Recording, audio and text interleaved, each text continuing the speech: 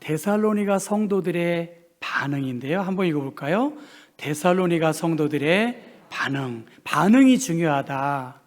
지금 데살로니가 교회는 수리아 안디옥에서 출발한 바울의 2차 전도 여행에서 드로아에서 마게도니아 환상을 보고 유럽의 첫 교회인 빌립보 교회가 세워지고요. 위협으로 인해서 암비볼리와 아볼로니아에서 오늘의 그리스 지역인 데살로니가 지역으로 내려가서 바울은 가는 곳곳마다 주일이면 회당에서 하나님의 말씀을 가르쳤습니다. 그래서 이 데살로니가 지역의 회당에서 3주간 하나님의 말씀을 가르쳤고 그 말씀이 사도행전 17장에 잘 나와 있습니다. 하나님의 말씀을 가르쳤고 예수께서 우리의 죄를 위하여 고난당하시고 다시 살아나신 그분이 메시아다라고 하는 말씀을 증거했을 때 헬라인의 큰 무리와 적지 않은 귀부인이 예수 그리스도의 복음을 받아들였습니다. 이 좋은 여건 속에서 다시 극단적 유대주의자들이 바울 일행을 공격해서 할 수 없이 바울은 베레아와 아덴과 고린도로 이동을 하고 믿음의 아들 디모데에게 3주 동안 하나님의 말씀을 증거한 이 데살로니가 교회가 어떠한지를 살펴보도록 했습니다. 그런데 이 데살로니가 교인들이 믿음의 역사가 있었고 사랑의 수고가 있었고 소망의 인내로 믿음을 잘 지켰다라고 하는 보고를 들었고 이 데살로니가 교인들이 저 마케도니아 그리고 고린도 지역에 좋은 소문이 좋은 모델이 된 그러한 교회가 되었다는 것입니다. 그것이 중요한 이 데살로니가 전서 후서의 내용인데 이 데살로니가 교인들은 유대 사회에서는 배척을 당하고 로마 제국에서는 심각한 위협과 핍박을 받는 그러한 상황 속에서도 믿음의 수고를 잃지 않았어요. 그런데 3주입니다. 3주 동안 복음을 증거했어요. 그랬더니 얼마나 많은 것을 가르쳐 주었겠습니까? 그럼에도 불구하고 그들이 복음의 자생력을 가지고 모델이 되는 좋은 공동체를 이루었는데 문제는 재림에 대한 문제, 이것에 대해서 이해가 달랐습니다. 예수님이 곧 재림하시는데 뭐 부지런히 살 필요도 없어, 일할 필요도 없어. 그래서 데살로니가 전서 5장 14절의 말씀 보면 이 게으른 자들을 권계해야 하고 마음이 약한 자를 격려하고 힘이 없는 자들을 잘 붙들어 주어야 한다. 시기에 대하여 그날에 예수님이 오실 때 죽은 자들이 먼저 일어나고 영원히 주님과 함께 있을 테니 소망을 잃지 말아라. 주님의 날, 재림의 때가 언제가 오는 것이 중요한 것이 아니라 오늘, 현재, 지금 기쁘고 성실하게 사는 것이 중요하다. 주님은 언제 갑자기 오실지 모르지만 우리가 이 땅에서 참 아름다운 하나님의 나라를 이루기 원합니다. 이것이 데살로니가 전서 후서의 핵심이에요. 그래서 데살로니가 전서 5장 16절 뭐죠? 항상 기뻐하라. 쉬지 말고 기도하라. 범사에 감사하라. 이것이 그리스도 예수 안에서 우리를 향하신 하나님의 뜻이다라고 그렇게 말씀하셨습니다. 그날, 그때 그 중에 사람들이 게으르고 나몰라라 했다는 것이죠. 이번 한 주간 데살로니가 전서를 읽었어요. 여러분 한번 생각해 보세요. 3주예요, 3주. 3년도 아니고 3개월도 아니고 3주간에 걸쳐서 하나님의 말씀을 전했는데 바울 선생이 피난을 가서 그곳에 있지 않았음에도 불구하고 이 데살로니가 교회가 지속 가능한 신앙의 공동체가 되었다는 거예요. 그들은 많은 환난 가운데 있었어요. 그러나 성령의 기쁨으로 하나님의 말씀을 받았고 우리와 주를 본받은 자가 되었다라고 그렇게 말씀하십니다. 환난 가운데에서도 성령의 기쁨으로 말씀을 받았고 주님을 본받는 자가 되었다는 것입니다.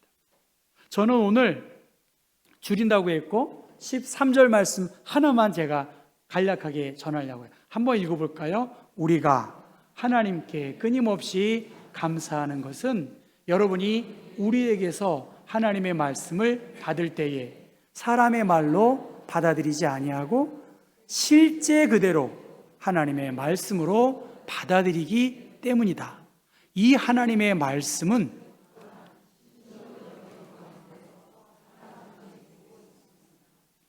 바울 선생은 그렇게 스피커가 아니에요. 예를 들면 베드로는 성령 충만하여 회개하라 하니까 막 3,000명이 회개하고 주님께 돌아왔거든요. 바울은 글 쓰는 것에 강점을 가지고 있어요. 오죽하니 그가 설교할 때 유두고 청년이 떨어져서 졸음을 참지 못하고 죽었다가 다시 살려준 사건이 있지 않습니까? 여러분, 중요한 거예요. 다 아는 내용이에요. 바울은 너무나 고마웠어요. 감사했어요. 무엇입니까?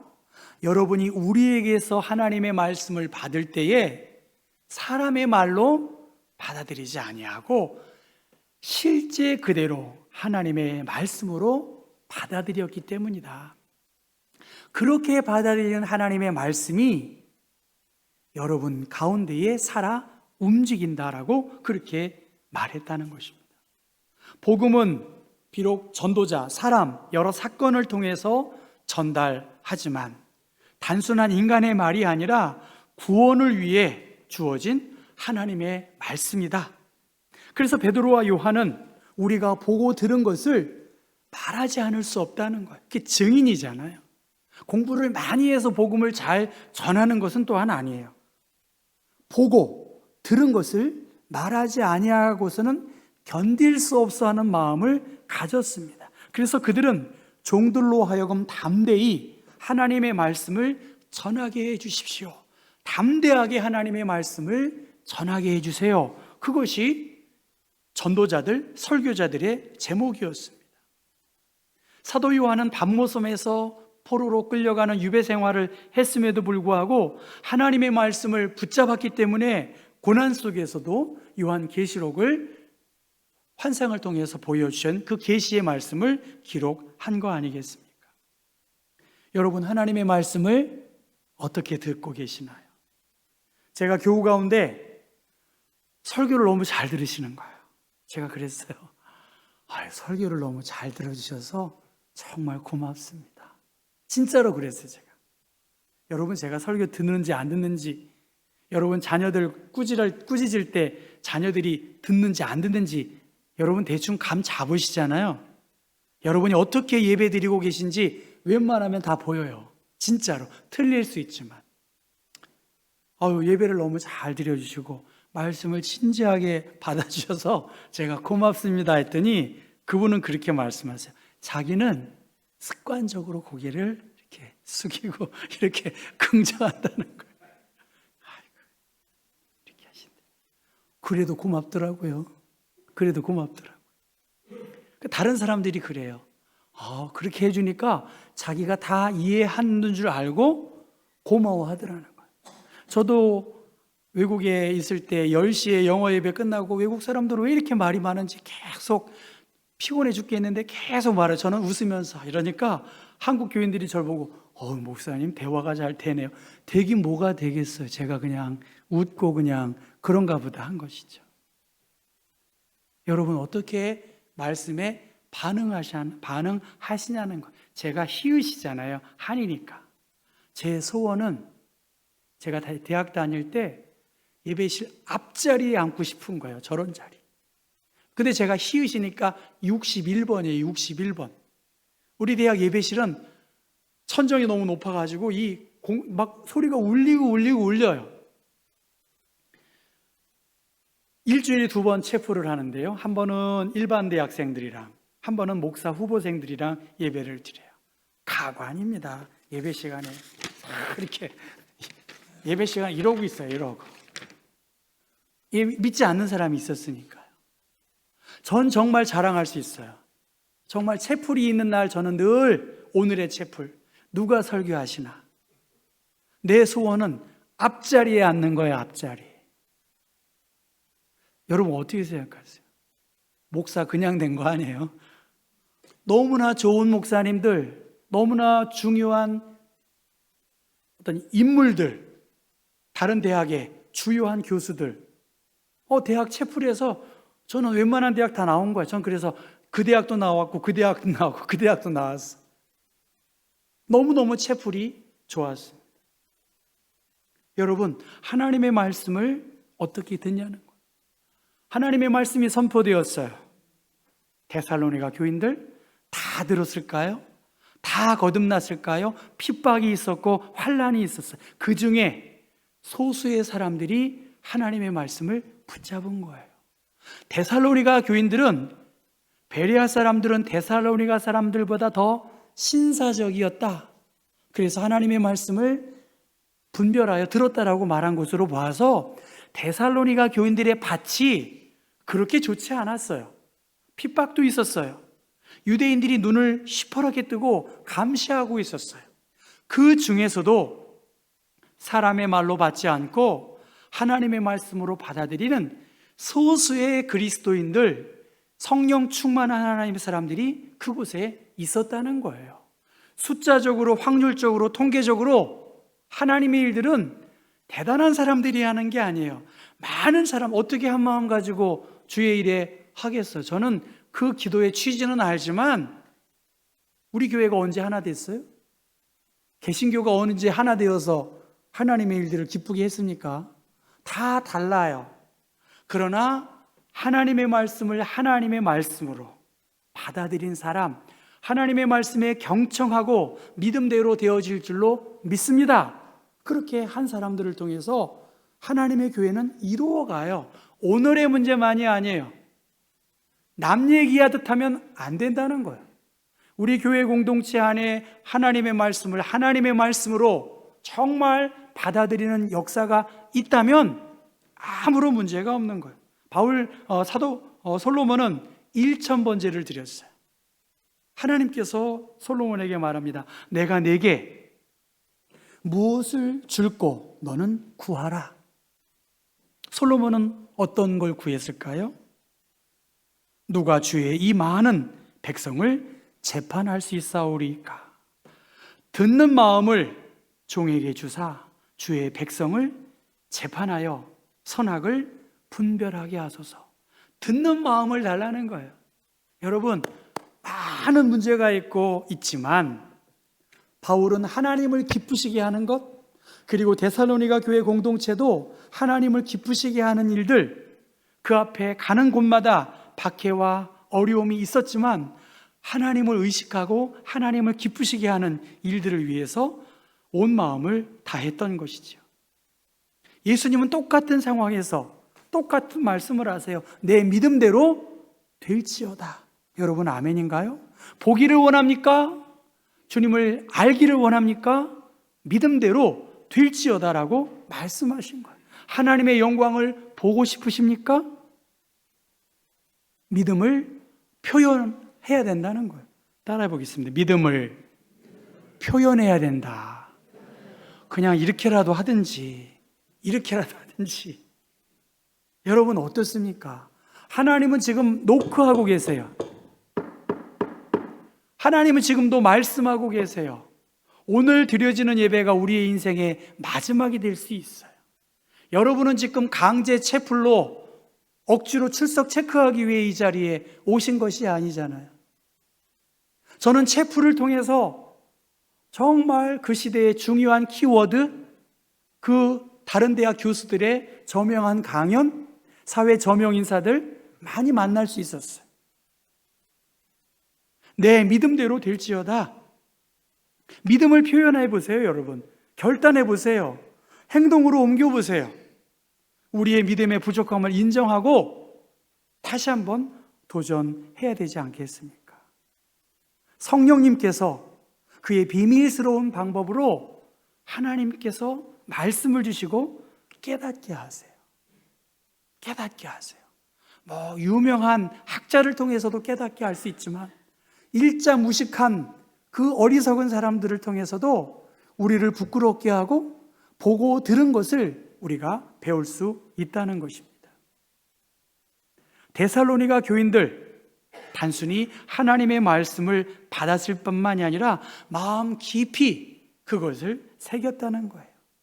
너희가 만일 내가 전한 그 말을 굳게 지키고 헛되이 믿지 아니하였으면 그로 말미암아 구원을 얻으리라라고 말씀하셨어요. 여러분, 반응이 중요합니다. 결국은 내 몫이고 개인적인 결단의 문제입니다. 누구를 원망하거나 누구 탓할 것이 없어요. 아니, 3주 동안 얼마나 많은 가르침을 받았겠습니까? 우리 전임 목사님들 15년 목회했으면 할 얘기 다 했을 거예요. 그 전임 목사님, 그 전임 목사님. 어떻게 보면 오늘 주어진 설교가 그 설교자에게는 최선을 다하는 거예요. 여러분은 어떻게 생각하실지 모르겠지만 말이에요. 그러한 의미에서 하나님의 말씀을 하나님의 말씀으로 붙잡아야 돼요.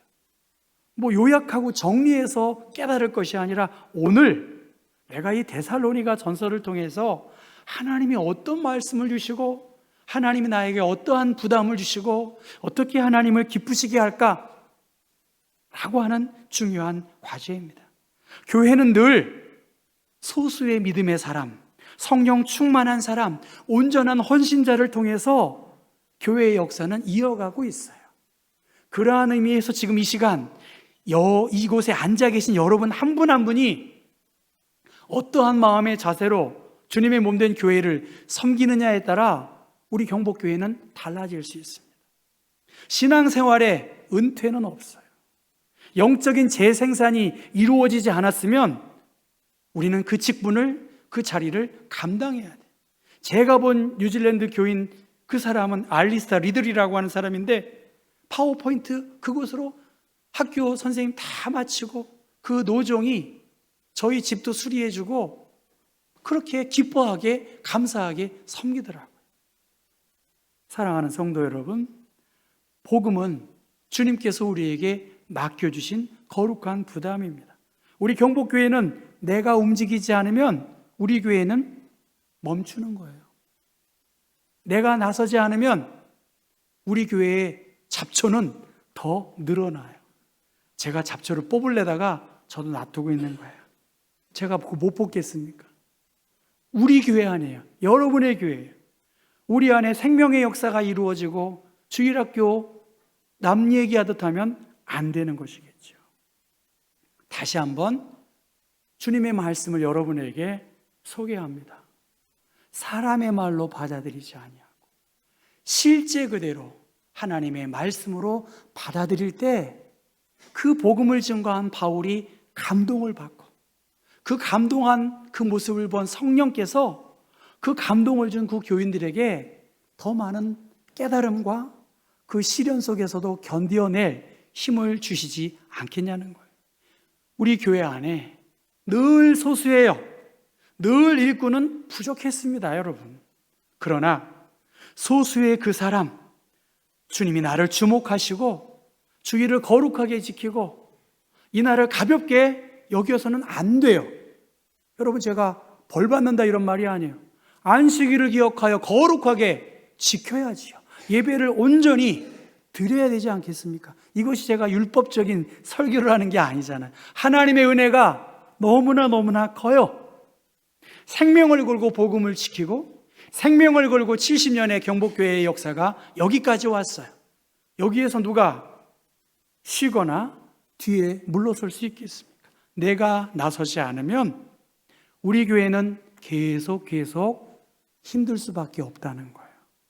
이러한 분명한 인식을 다시 한번 가지시고 다시 한번 주님이 이 데살로니가 교인들을 깨우고 일으킨 것은 박해 속에서도 하나님의 말씀을 하나님의 말씀으로 받아들이고 그 말씀이 그들 가운데 역사하니까 핍박과 어려움 속에서도 예수 생명, 예수 부활의 복음을 생명력 있게 증거한 것입니다. 사랑하는 성도 여러분에게 이 하나님의 말씀을 하나님의 말씀으로 받아들이는 은혜가 있기를 주님의 이름으로 축원합니다.